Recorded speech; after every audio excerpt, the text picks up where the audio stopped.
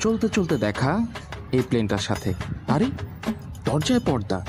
যাই হোক, মাথায় ভূত চাপলো। 30 টাকার টিকিট কেটে খুব এক্সাইটমেন্ট নিয়ে হাঁটা শুরু করলাম।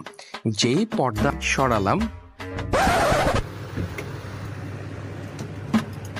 এর মধ্যে মানুষ কেমনে চইরা যেত একমাত্র আল্লাহ মাবুদই জানে।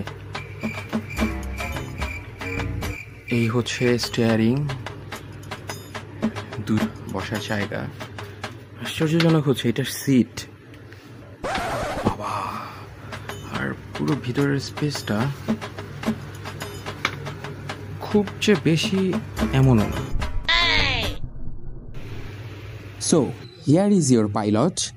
আমি কিন্তু একা না, আমার পাশে আরেকজন আছে, যদিও দেখতে পাচ্ছেন না। যাই হোক, এইটা হচ্ছে আমার ককপিট। চলেন এখন আল্লাহর নামে বাসায় যাই।